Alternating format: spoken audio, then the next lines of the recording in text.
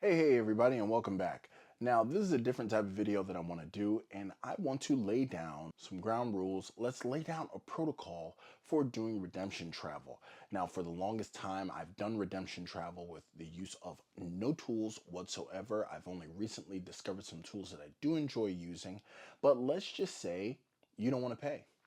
Let's just say you don't think that putting out money for any of these tools is worth it, especially if it's out there, you want to knuckle up and get it done. So let me try to guide you through that. I'm going to let my co-star do her thing and we will jump right into that. Welcome back to my dad's channel. If you're new here, make sure to click that like button and subscribe, and don't forget to share. All right, so I've said this in my perspectives video about redemption travel. It is difficult. It's not supposed to be easy. Nobody said it was going to be easy, and if it were easy, everyone would do it. The airlines make it intentionally difficult because they want your cash. They've already received dollars for these points from credit cards and issuers and so on and so forth, but they want your hard-earned money. Because let's just face it, no company can get enough money. But there's no reason why, as difficult as it is, we should all be making it more difficult on ourselves. So let's just lay out, I guess, sort of a roadmap on the best way, what I would call some best practices to make redemptions just a little not so goddamn terrible on the masses. Okay, so first things first, where do you want to go? Know where you want to go. In the redemption space, things move rather quickly. But the problem is they do so from far away. Normally when you're looking at things from far away, they seem to move slowly even though they're moving fast. But that gets turned on its head in redemptions. For the most part, redemptions, you want to be looking anywhere between 9 and 15 months away. That is when redemptions start popping up because people snap them up very quickly. There are services that promises redemptions. There are pro people who just refuse to pay full price for a ticket. These are all things that you have to consider because you are not the only one in the hunt. So know where you want to go, and that is half the battle because you'll normally find out how many routes are going there, and you'll know about how far in the future you need to look in order to get tickets. So know where you want to go. Now, extending off of knowing where you want to go, I've heard so much talk and chatter in the community. Oh, it's so hard and I don't know what I'm gonna. People will read you War and Peace to tell you everything that gets in the way of them doing their redemptions and how they don't know, and they'll tell you everything in the world. And as soon as you ask them, well, what steps have you tried? You can't even put it on the back of a stamp. So here's the next step. Once you know where you want to go, Google is your friend. It truly is. Flights.google.com. It is an incredible search tool, and I don't understand why more people don't champion it. I don't understand why more people don't use it. If you want to go somewhere, put your home airport and the destination that you want to go. The reason I say put your home airport is it doesn't matter where you're flying from because they will show you the connections and you can start looking at common connections and you can narrow it down. So Google as a search engine for flights is carrier agnostic. They have all three alliances. They have non-alliance affiliated partners. They have all of the pricing, all of the duration. It is extremely customizable to how many stops you want to make, how much money do you want to pay, what class do you want, and they have a calendar that shows the average price per day going, I believe it's like 13 months out. More people really need to use Google Flights to try to narrow down where they want to go, about how much it's going to cost, and get a list of flights that you want to look for award space on. Google is your friend. I, I mean, that there's really no simpler way to say it. Now, here's a combination. You know where you want to go. You've got an idea of how much it's going to cost to get there. But while you're looking, do you know who you want to fly? Are there new products that you want to try out? Are you a loyalist? So know who you want to fly. There are some people who refuse to fly certain airlines for whatever the reason may be. They might not have the snacks they want. They might have had a string of bad situations. They just might not be familiar. Hey, I've never flown carrier XYZ, and I don't want to go halfway around the world and experience their service for the first time. I'd rather do it domestically. Know who you want to fly beforehand. If you have an idea, or even if you are not a hardcore loyalist, I would say short list of three. Give yourself an alternative. Give yourself what I call a no shit carrier.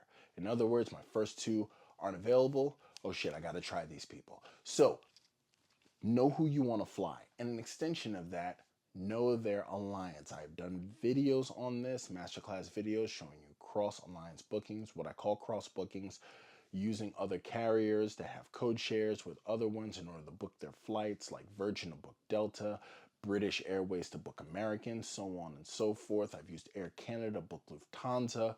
There are many different ways to do this, but know your carrier, know their alliance so that you know their partners, because buying their ticket might not be the best deal. In order to get to Paris via a Delta jet, booking it through Air France may cost A, less in points, and you pay just a little bit more in taxes, as opposed to 150 billion points of Delta Sky pesos plus $5.60. So in some cases, you may have the Air France points, but not the Delta points. So that is just an example. Know who you're flying, know their alliance. There are only three major alliances, so I'll run through them. SkyTeam, OneWorld, Star Alliance. Most of the major carriers on the planet, not just in the US, on the planet, fall within one of those three. Then you have non-affiliated carriers. JetBlue domestically. You have Etihad. You have Emirates. Who else is non-affiliated? I can't even think of anybody else. Those are just the ones that just come to mind immediately. But know who you want to fly and know who they're affiliated with. It will help you in the long run. Now, as an aside, if you visit an airline website, join their program. They're all free. All the programs are free. Every single one of them. You don't have to pay to join. I have an Air Korea account who's a SkyTeam partner who I can't get a credit card for, and I don't know if I'm ever going to fly them, but I have one. I got an Aeromexico account. I'm probably never going to fly them, but I have one. Join the airline partner. They're free.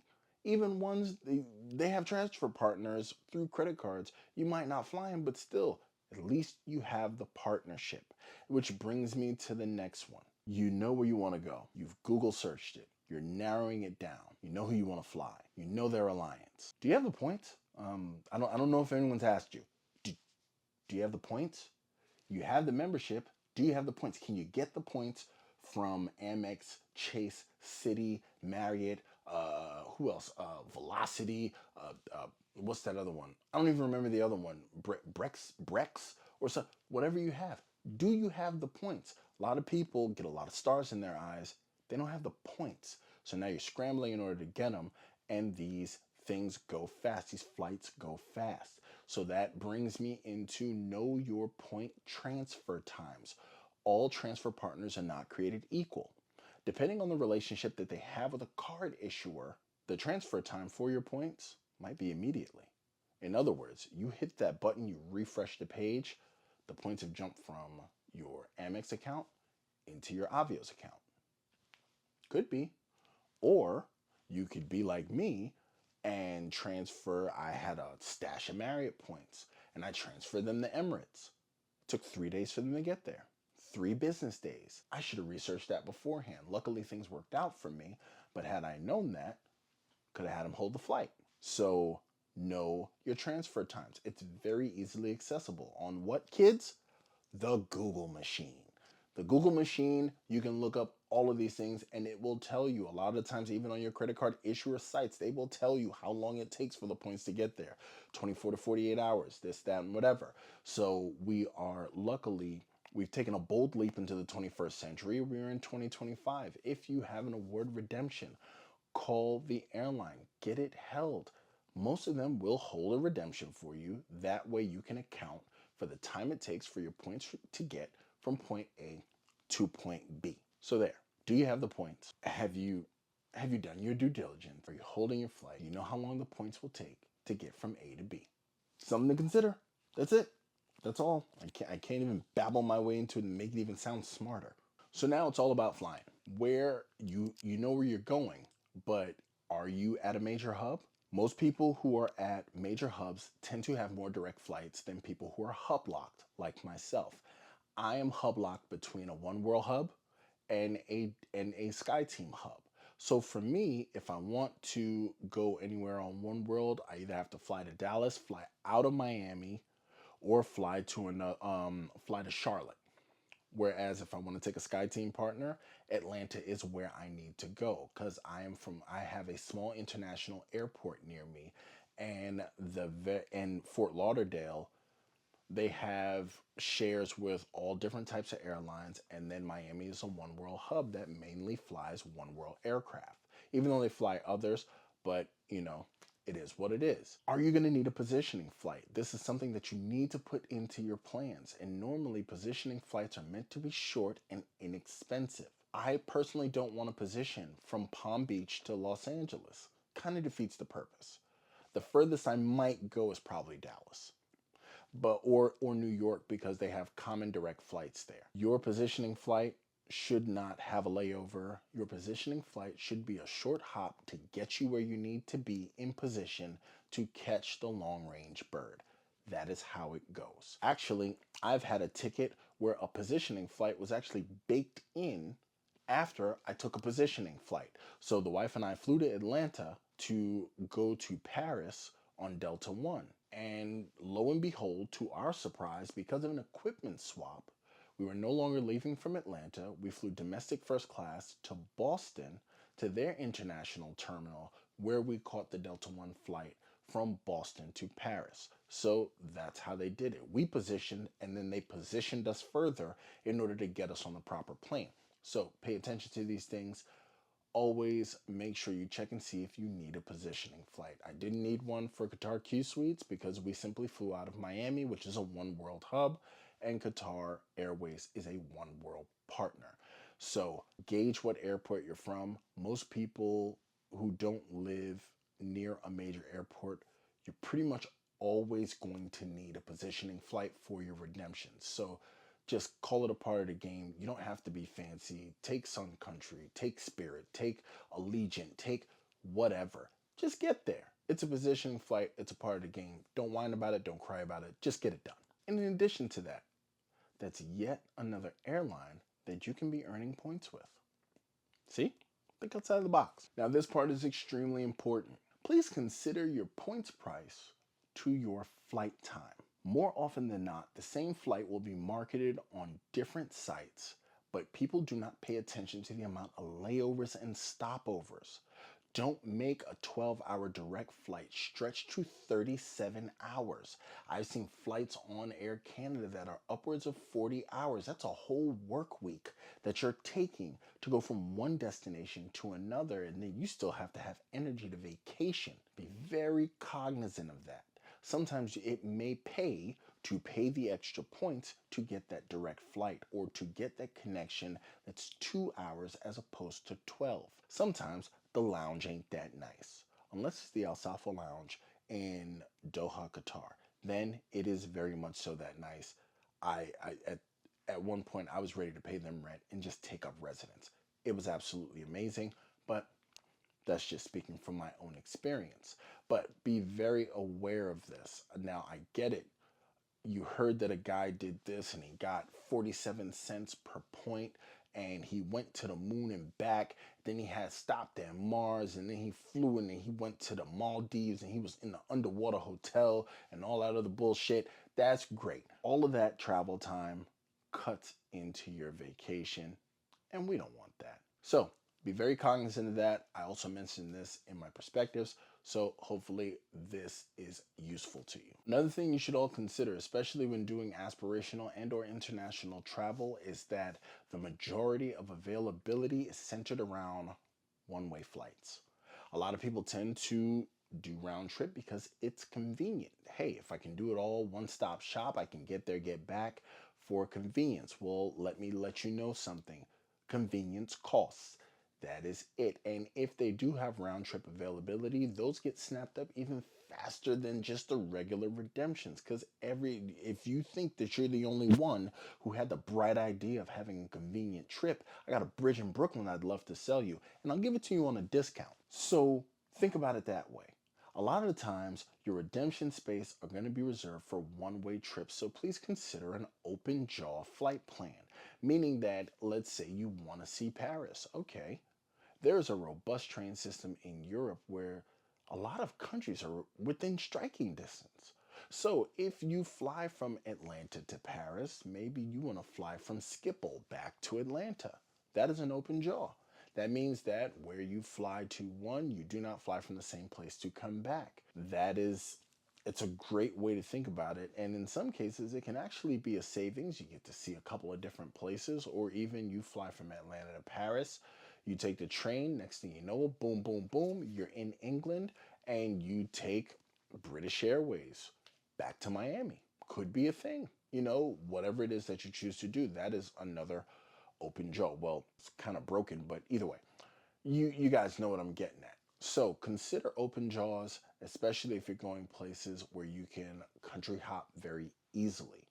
If you cannot, what I would highly suggest you do in places where the airline or airports might be further spread apart, like South America, is just fly separate carriers, one going to, one going from, and you may be able to find points and tax savings in that sense, even from the same airport that way. So that is definitely something to consider. Consider your open jaws and, consider other carriers, or just stay within an alliance. And a lot of times you will actually get alliance perks if you have consummate status. So if you are SkyTeam Gold Elite, and you fly, and I use Delta a lot because it's the one I know the best, and you fly Delta to Paris, and you have all the perks of SkyTeam Gold Elite, like priority check-in, priority wait list, extra baggage allowances that you have, and you decide to fly Air France back, all of that stuff, even on an open jaw, still applies. So we know where we want to go. We've researched it on the interwebs. We've used the Google machine. We've narrowed it down. Okay, we know what we want to fly. We have our short list. We know their alliances. We've joined all the consummate programs. We have the points. We know our transfer times. We've transferred the points. Actually, we haven't transferred the points yet, but we know all of this stuff. Also consider that it is okay to fly one alliance's plane to another alliance's hub. They are simply business competitors. They're not the Bloods and Crips. You will not be shocked. So it's okay to fly a One World plane to a SkyTeam hub, and vice versa. It is okay to fly a Star Alliance plane to a non-affiliated national carrier hub. So also consider that as an ace in your back pocket. So I won't get too deep into the weeds for that, and we'll move on to the next one. And that is, as much as you're trying to, rough it, as much as you're trying to save money, understand that these same tools that you go out of your way to avoid because you don't want to spend the extra money, a lot of them have free versions. They're pared down, but I know Seats Aero has a free version.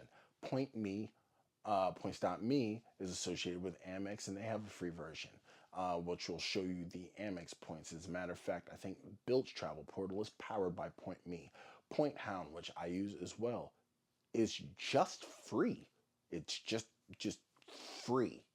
It's very customizable and will actually show you different redemptions using Marriott points, Amex points, Citi points, Chase points. So you have options out there that are free. They're not as robust as the paid options, but instead of bashing your head into the wall, if everything that I've said in this video did not work out for you, if things are just too difficult, use a tool.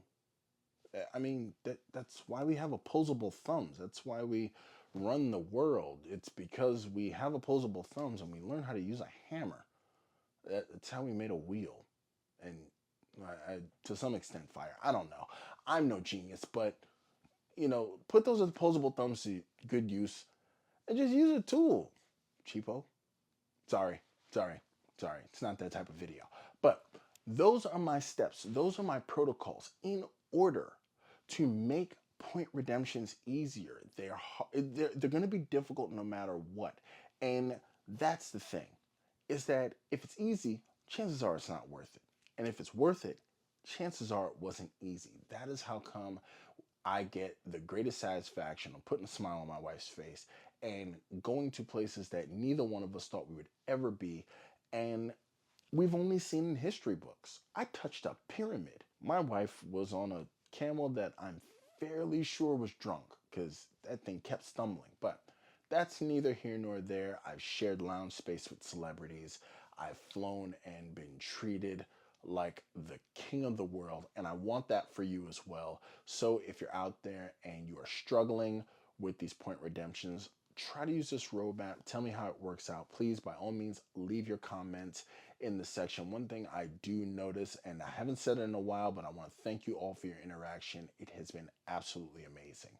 So without further ado, here is the pointy thing, because you guys know how I hate to babble and I love for people to get to the point. And with that being said, take it easy.